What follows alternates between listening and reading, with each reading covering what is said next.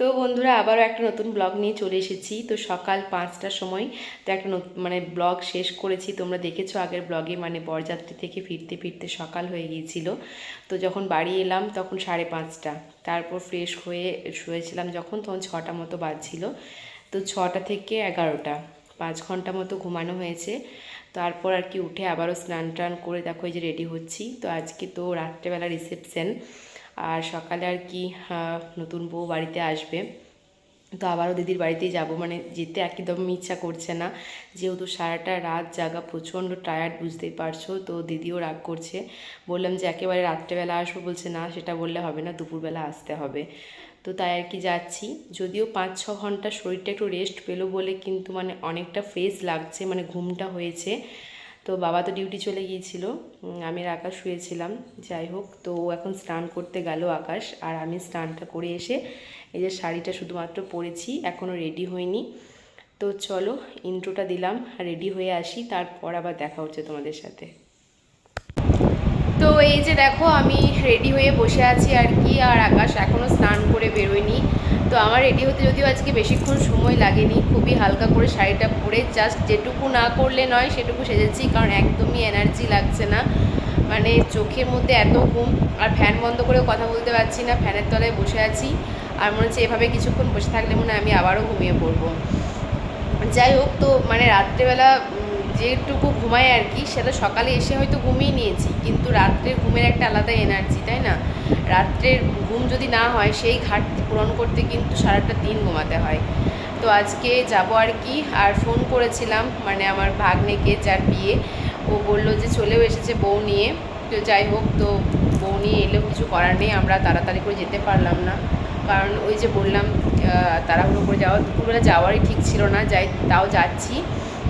কিন্তু আজকে খাওয়া দাওয়া করে চলে আসবো, কারণ আজকে তো আর বধূবরণ হয়ে গেলে সেরকম কোনো নিয়মকানুন নেই, আর খাওয়া দাওয়ার পর সেভাবে কোনো কিছু কাজও নেই, তাই বাড়িতে এসে আর কি আবারও রেস্ট করবো, আরও কিছুক্ষণ না ঘুমালে রাত্রেবেলা এনার্জিটা পাওয়া যাবে না, কারণ আরও বেশ কিছুক্ষণ আর কি ঘুমাতে হবে। তো চলো আকাশ রেডি হয়ে আসুক, স্নান করে এখনও বেরোয়নি, তো বেরিয়ে আসুক, তারপর আবার দেখা করছি, বিয়ে বাড়িতে গিয়ে আবার দেখা হচ্ছে। চলো, এই যে দেখো আমরা এখন দুজনে আর কি বেরিয়ে গেছি বিয়ে বাড়ি যাবার জন্য। আর যখন বাড়ি থেকে বেরোলাম তখন 1:30 পেরিয়ে গেছে, প্রায় 1:45 মতো বাজতে যায়। আর বউ তো অনেকক্ষণ আগে এসেছে, আমরা ভেবেছিলাম সমস্ত বধূবরণের নিয়মকানুন হয়ে গেছে।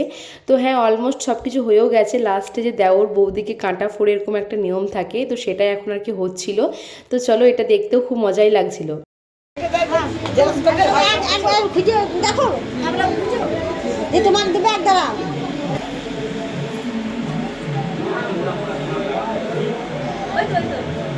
ডাল দেবো একটু মেখে খেয়ে নাও।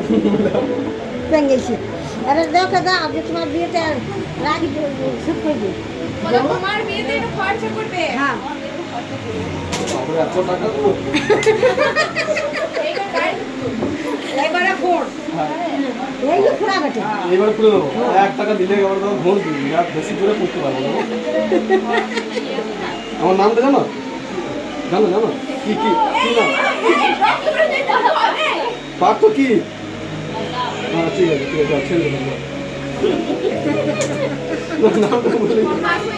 তো এই যে কাঁটা ফোড়ার নিয়ম দেখে আমরা এখন খেতে বসে পড়েছি, কারণ অলরেডি 2টো মতো বাজে আর কি। আর খাওয়া দাওয়া করেই কিন্তু আমরা বাড়িতে চলে এসেছিলাম, আর এসে পরে কিন্তু আরও 2 থেকে আড়াই ঘন্টা মতো ঘুমিয়েছি, চোখে এতটাই ঘুম, বুঝতেই পারছো।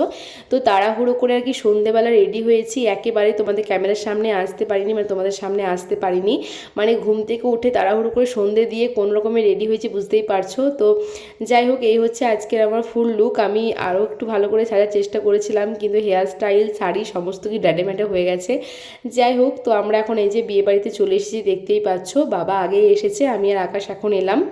আর এই যে হচ্ছে রিসেপশানের লুক, দেখতেই পাচ্ছ, নতুন বউ, খুবই মিষ্টি লাগছিল দেখতে। তো সবার প্রথমে ওর একটা ছবি নিয়ে নিলাম, তারপর তো এত ভিড় লেগে গিয়েছিল, আমি কোনো রকমে গিয়ে আর কি গিফটটা দিয়ে পরে কয়েকটা ছবি তুলেছিলাম। আর বর বউয়ের সাথে ছবি তোলার পর এখন এই যে আমাদের গ্রুপ, বিয়ের প্রথম দিন থেকে গায়ে হলুদের দিন থেকে কিন্তু আমরা এই কজনে একসাথেই ছিলাম আর কি। আর কালকে তো বরযাত্রী গিয়ে আমরা প্রচণ্ড মজা করেছি।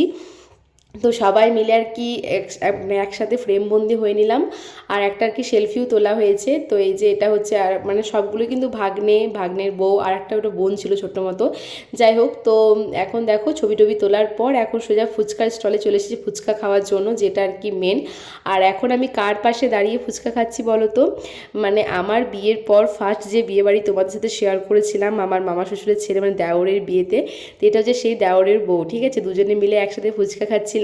আর ওকে যখন ফার্স্ট ফুচকাটা দিয়েছে, আকাশ বলছে এদিকে মুখটা ঘোরো, ও কিন্তু কিছুতেই তাকাচ্ছে না, মানে ক্যামেরাটা আকাশ করছিল। তো যাই হোক, ও লজ্জা পাচ্ছিল। তো তারপর যখন আমাকে ফুচকাটা দিল, আমি বললাম যে আমি পেয়ে গেছি, এরকম আর কি বলছিলাম। আর আমি তো ভিডিও করতে বলেছিলাম, আমার ওরকম কোনো ব্যাপার নেই। যাই হোক, তো দুজনে মিলে দাঁড়িয়ে কয়েকটা ফুচকা খেয়েছি। আর আমি ফুচকা খেলে কী হবে, আমার বর্তমানে কফি চা এইসব প্রেমী মানে কখন পাবে বুঝতেই পারছো। তো এখন দুপাশে দুটো ভাগ্নেকে দাঁড় করিয়ে আর কি কফি খাচ্ছিল। তারপর দেখছি শুধু কফি না, ফুচকার লাইনেও মানে ফুচকার স্টলেও কিন্তু লাইন দিয়েছে। এই যে দেখো কার পাশে দাঁড়িয়ে ফুচকা খাচ্ছে আমি নিজেও জানি না, আমি কিন্তু পাশে দাঁড়িয়েছিলাম আর ভিডিওটা আমি একজনকে করতে বলেছিলাম। যাই হোক, ও দেখি টপাটপ বেশ ফুচকা খেয়ে যাচ্ছে। আর তারপর আর কি খাওয়া দাওয়া করার পর আমরা এখন এই যে ডায়েট খাওয়া দাওয়া করতে বসে পড়েছি, মানে রাত্রেবেলা খাওয়া দাওয়া করতে বসে পড়েছি। আর এটা ছিল আর কি লাস্টের আগের ব্যাচ, মানে অনেকটা লেট করে খেতে বসেছিলাম। এখন প্রায় 10:30টার ওপর বাজে আর কি, আমরা বাড়ি ফিরতে 11টা বেজে গিয়েছিল। তো এখন এই যে খেতে বসেছি, এদিকে আমি আর আকাশ ছিলাম, আর এই যে সামনে যাদের সাথে বলছি প্রত্যেক দিনই খাওয়া হচ্ছে, এদিকে মিনিদি আর চিন্ময় দুজনে আর কি ছিল। তো এরা দুজনে প্রথমে আর কি ছিল। আর এদিকে দেখো নিতবর বসেছে, বরের মা বসেছে। তো নিতবরকে আমি ডাকছিলাম, আর ওই দিকে দেখো কয়েকটা আর কি আকাশের ভাইজি আর একটা বোন বসেছিল আর কি, তো ওরা দিকে হাই করছে। আর এখানে কিন্তু আমার একটা দাদা কেটারিং করতে এসেছিল, তো দাদা তো ওর ভিডিওর মধ্যে আসবে না। যাই হোক, দেখো এখানে কেমন ও ফ্লাইং কিস দিচ্ছে, ভিডিও করছিলাম দেখে। আর এই যে মৈনাক বাবু, প্রত্যেকবার কি হয়, ওর মা বাবা বসে থাকে, ও কিন্তু কিছুক্ষণ পর এসে আর কি মানে জায়গা দখল করে, আগে থেকে আসে না, আগে থেকে খাবে না, এরকম ব্যাপার। ওর একটা মুডই আলাদা, বুঝতেই পারছো। যাই হোক, তো সবাই মিলে বসেছিলাম। আর এই হচ্ছে মেনু কার্ড। তো আমি তো আগে শেয়ার করেছি তোমাদের সাথে বরযাত্রীর মেনুগুলো শর্টসে, সেরকম রিসেপশনের মেনু শেয়ার করব, কিন্তু এখানে নয়। আর আমি আঙুল দিয়ে দেখাচ্ছিলাম ফ্রায়েড রাইসে চিলি চিকেন, এটা যখন আছে তখন আর কি আর কিছু চাই না, এটা আমার ফেভারিট জিনিস। তো একেবারে মটন পড়ে গেছে, বাকি খাবারগুলো এখানে শেয়ার করলাম না। আর এখানে দেখো বলছিলাম না, একটা দাদা মানে কেটারিং করছিল, তো দাদা কিন্তু বলছে সবাই উঠে গেছে, তোরা এখনও উঠিসনি। তো আমরা খাচ্ছিলাম, দেখো এখানে ভিডিও করছে। যাই হোক, তো খাওয়া দাওয়া সেরে দেখো এই যে এখনও পর্যন্ত মেকআপ লিপস্টিক কিছু কিন্তু ওঠেনি, আইসক্রিম হাতে দাঁড়িয়েছিলাম, এক্ষুনি বাড়ি চলে যাব। তো চলো বন্ধুরা, আজকের ব্লগটা আমি এখানেই শেষ করছি, দেখা হবে নেক্সট ব্লগে। আজকের মতো টাটা বাই বাই, সকলকে জানাই গুড নাইট।